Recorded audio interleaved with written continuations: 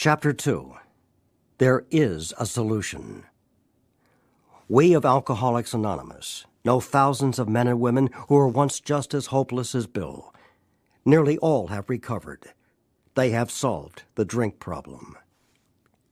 We are average Americans. All sections of this country and many of its occupations are represented, as well as many political, economic, social, and religious backgrounds. We are people who normally would not mix. But there exists among us a fellowship, a friendliness, and an understanding which is indescribably wonderful.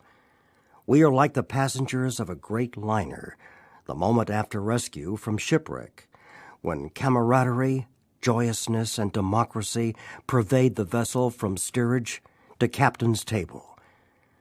Unlike the feelings of the ship's passengers, however, our joy and escape from disaster does not subside as we go our individual ways. The feeling of having shared in a common peril is one element in the powerful cement which binds us. But that in itself would never have held us together as we are now joined. The tremendous fact for every one of us is that we have discovered a common solution. We have a way out on which we can absolutely agree, and upon which we can join in brotherly and harmonious action. This is the great news this book carries to those who suffer from alcoholism. An illness of this sort, and we have come to believe it an illness, involves those about us in a way no other human sickness can. If a person has cancer, all are sorry for him, and no one is angry or hurt. But not so with the alcoholic illness, for with it there goes annihilation of all the things worthwhile in life. It engulfs all whose lives touch the sufferers. It brings misunderstanding, fierce resentment, financial insecurity, disgusted friends and employers, warped lives of blameless children, sad wives and parents. Anyone can increase the list. We hope this volume will inform and comfort those who are or who may be affected. There are many. Highly competent psychiatrists who have dealt with us have found it sometimes impossible to persuade an alcoholic to discuss his situation without reserve. Strangely enough, wives, parents, and intimate friends usually find us even more unapproachable than do the psychiatrist and the doctor. But the ex-problem drinker who has found this solution, who is properly armed with facts about himself, can generally win the entire confidence of another alcoholic in a few hours. Until such an understanding is reached, little or nothing can be accomplished. That the man who is making the approach has had the same difficulty, that he obviously knows what he is talking about, that his whole deportment shouts at the new prospect that he is a man with a real answer, that he has no attitude of holier than thou, nothing whatever except the sincere desire to be helpful, that there are no fees to pay, no axes to grind, no people to please, no lectures to be endured. These are the conditions we have found most effective. After such an approach, many take up their beds and walk again. None of us makes a sole vocation of this work, nor do we think its effectiveness would be increased if we did. We feel that elimination of our drinking is but a beginning. A much more important demonstration of our principles lies before us in our respective homes, occupations, and affairs. All of us spend much of our spare time in the sort of effort which we are going to describe. A few are fortunate enough to be so situated that they can give nearly all their time to the work. If we keep on the way we are going, there is little doubt that much good will result, but the surface of the problem would hardly be scratched. Those of us who live in large cities are overcome by the reflection that close by hundreds are dropping into oblivion every day. Many could recover if they had the opportunity we have enjoyed. How then shall we present that which has been so freely given us?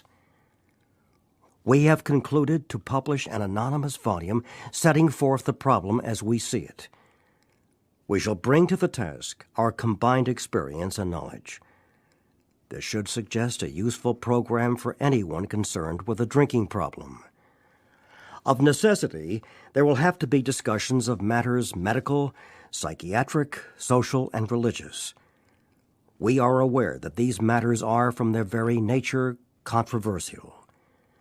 Nothing would please us so much as to write a book which would contain no basis for contention or argument. We shall do our utmost to achieve that ideal. Most of us sense that real tolerance of other people's shortcomings and viewpoints and a respect for their opinions are attitudes which make us more useful to others. Our very lives, as ex-problem drinkers, depend upon our constant thought of others and how we may help meet their needs.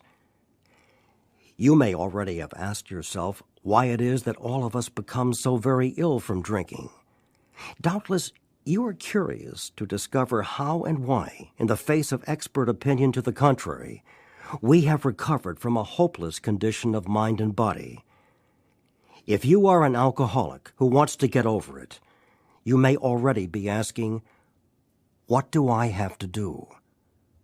It is the purpose of this book to answer such questions specifically. We shall tell you what we have done. Before going into a detailed discussion, it may be well to summarize some points as we see them. How many times people have said to us, I can take it or leave it alone. Why can't he? Why don't you drink like a gentleman or quit? That fellow can't handle his liquor. Why don't you try beer and wine? Lay off the hard stuff. His willpower must be weak. He could stop if he wanted to. She's such a sweet girl. I should think he'd stop for her sake.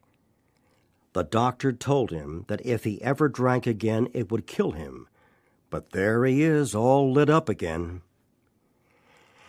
Now, these are commonplace observations on drinkers which we hear all the time. Back of them is a world of ignorance and misunderstanding. We see that these expressions refer to people whose reactions are very different from ours. Moderate drinkers have little trouble in giving up liquor entirely if they have good reason for it. They can take it or leave it alone. Then we have a certain type of hard drinker.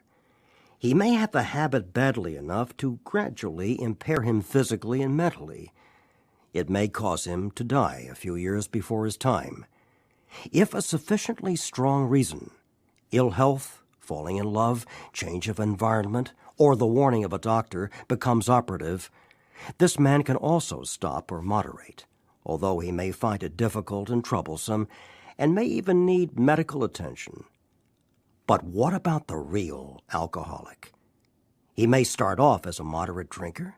He may or may not become a continuous hard drinker. But at some stage of his drinking career, he begins to lose all control of his liquor consumption once he starts to drink. Here is the fellow who has been puzzling you, especially in his lack of control. He does absurd, incredible, tragic things while drinking. He is a real Dr. Jekyll and Mr. Hyde. He is seldom mildly intoxicated. He is always more or less insanely drunk. His disposition while drinking resembles his normal nature but little. He may be one of the finest fellows in the world. Yet let him drink for a day, and he frequently becomes disgustingly and even dangerously antisocial. He has a positive genius for getting tight at exactly the wrong moment, particularly when some important decision must be made or engagement kept. He is often perfectly sensible and well-balanced concerning everything except liquor, but in that respect he is incredibly dishonest and selfish. He often possesses special abilities, skills, and aptitudes, and has a promising career ahead of him. He uses his gifts to build up a bright outlook for his family and himself, and then pulls the structure down on his head by a senseless series of sprees. He is the fellow who goes to bed so intoxicated he ought to sleep the clock around. Yet early next morning he searches madly for the bottle he misplaced the night before. If he can afford it, he may have liquor concealed all over his house, to be certain no one gets his entire supply away from him to throw down the waste pipe. As matters grow worse, he begins to use a combination of high-powered sedative and liquor to quiet his nerves so he can go to work. Then comes the day when he simply cannot make it and gets drunk all over again. Perhaps he goes to a doctor who gives him morphine or some sedative with which to taper off.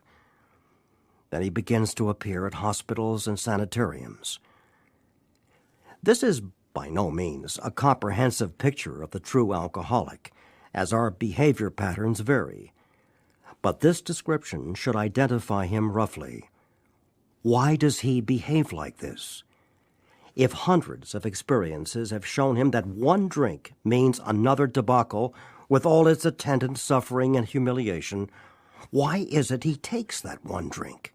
Why can't he stay on the water wagon? What has become of the common sense and willpower that he still sometimes displays with respect to other matters? Perhaps there never will be a full answer to these questions. Opinions vary considerably as to why the alcoholic reacts differently from normal people. We are not sure why. Once a certain point is reached, little can be done for him. We cannot answer the riddle. We know that while the alcoholic keeps away from drink, as he may do for months or years, he reacts much like other men. We are equally positive that once he takes any alcohol, whatever, into his system, something happens, both in the bodily and mental sense, which makes it virtually impossible for him to stop. The experience of any alcoholic will abundantly confirm this. These observations would be academic and pointless if our friend never took the first drink, thereby setting the terrible cycle in motion. Therefore, the main problem of the alcoholic centers in his mind, rather than in his body. If you ask him why he started on that last bender, the chances are he will offer you any one of 100 alibis.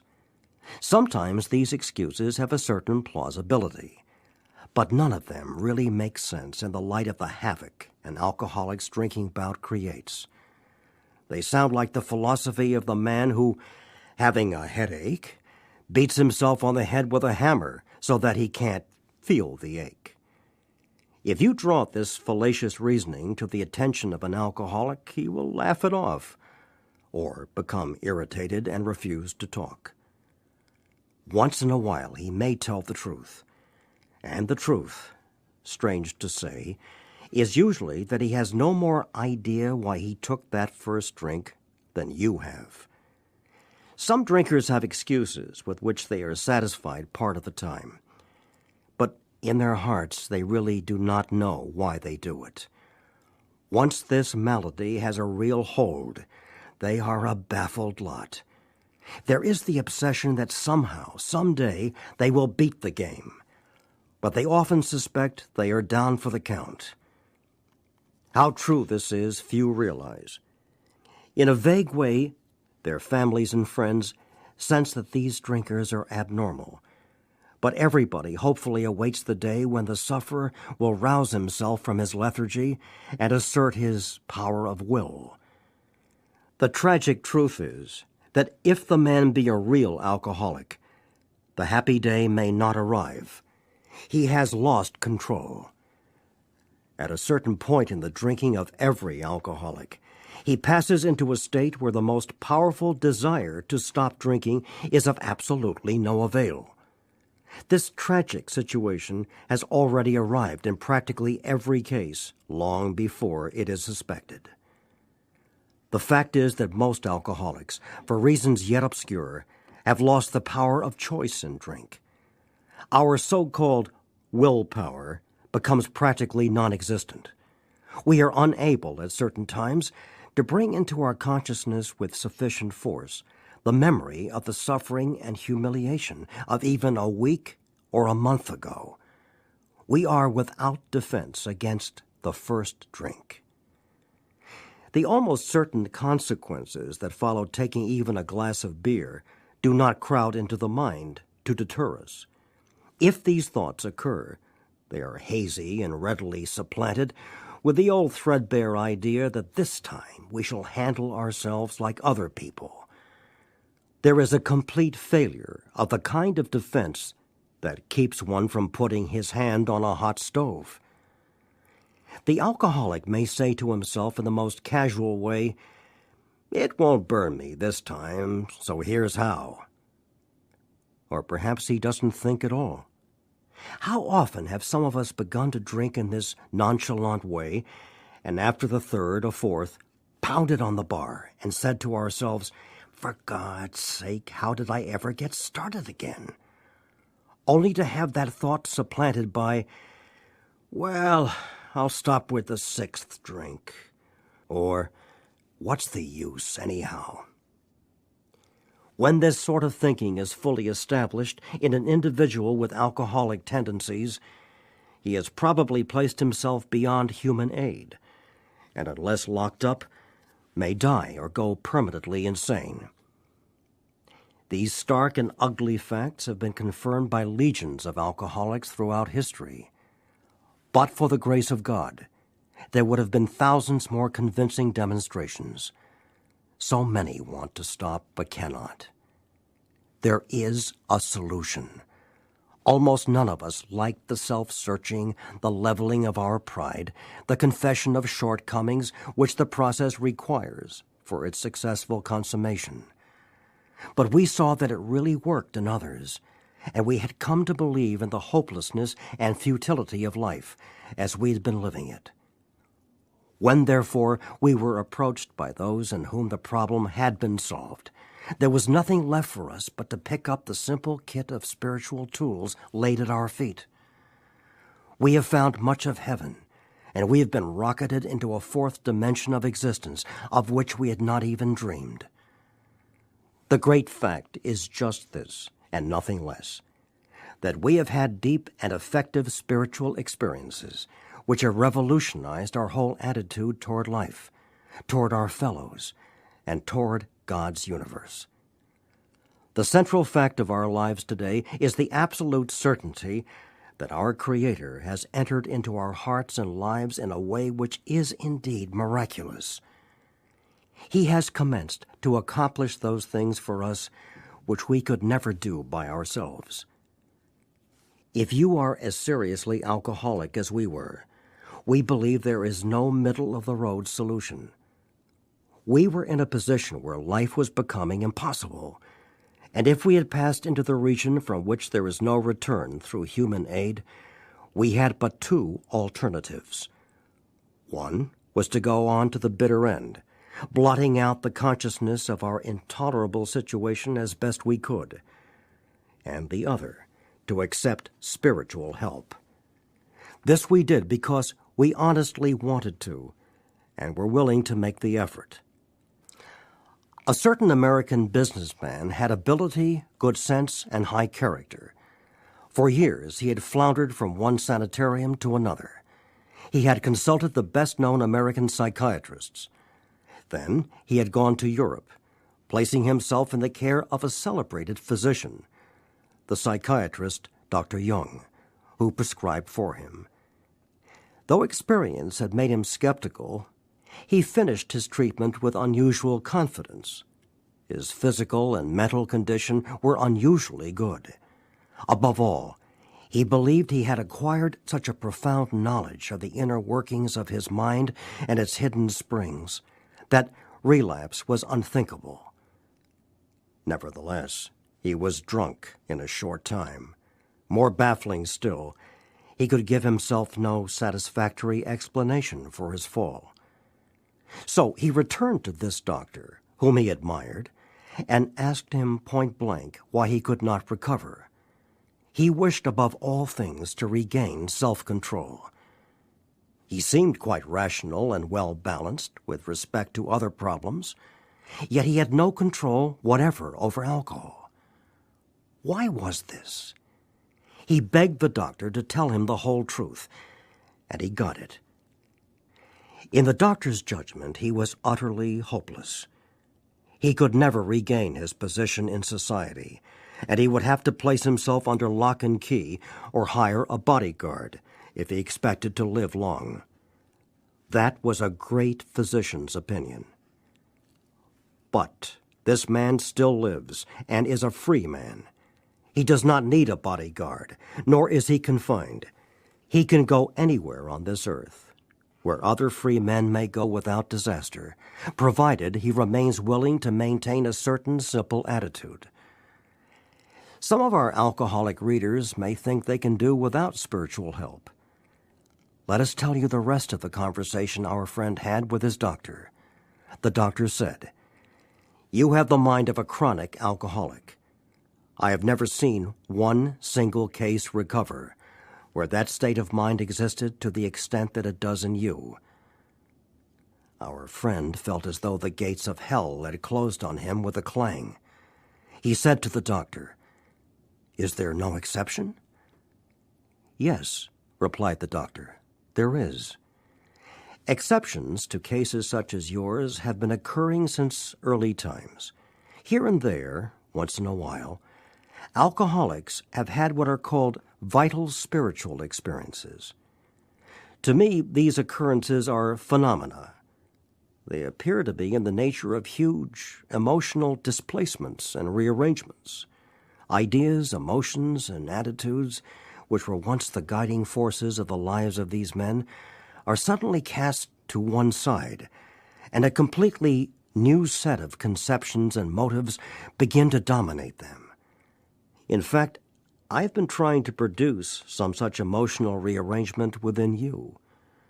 With many individuals, the methods which I employed are successful, but I have never been successful with an alcoholic of your description." Upon hearing this, our friend was somewhat relieved, for he reflected that, after all, he was a good church member. This hope, however, was destroyed by the doctor's telling him that while his religious convictions were very good, in his case, they did not spell the necessary vital spiritual experience. Here was the terrible dilemma in which our friend found himself when he had the extraordinary experience, which, as we have already told you, made him a free man. We, in our turn, sought the same escape with all the desperation of drowning men. What seemed at first a flimsy reed has proved to be the loving and powerful hand of God. A new life has been given us, or if you prefer, a design for living that really works. The distinguished American psychologist William James, in his book Varieties of Religious Experience, indicates a multitude of ways in which men have discovered God. We have no desire to convince anyone that there is only one way by which faith can be acquired. If what we have learned and felt and seen means anything at all, it means that all of us, whatever our race, creed, or color, are the children of a living Creator with whom we may form a relationship upon simple and understandable terms, as soon as we are willing and honest enough to try. Those having religious affiliations will find here nothing disturbing to their beliefs or ceremonies. There is no friction among us over such matters. We think it no concern of ours what religious bodies our members identify themselves with as individuals. This should be an entirely personal affair, which each one decides for himself, in the light of past associations or his present choice. Not all of us join religious bodies, but most of us favor such memberships. In the following chapter, there appears an explanation of alcoholism as we understand it. Then a chapter addressed to the agnostic. Many who once were in this class are now among our members. Surprisingly enough, we find such convictions no great obstacle to a spiritual experience. Further on, Clear-cut directions are given showing how we recovered. These are followed by 42 personal experiences. Each individual, in the personal stories, describes in his own language and from his own point of view the way he established his relationship with God. These give a fair cross-section of our membership and a clear-cut idea of what has actually happened in their lives. We hope no one will consider these self-revealing accounts in bad taste. Our hope is that many alcoholic men and women desperately in need will see these pages, and we believe that it is only by fully disclosing ourselves and our problems that they will be persuaded to say, "Yes, I am one of them too. I must have this thing."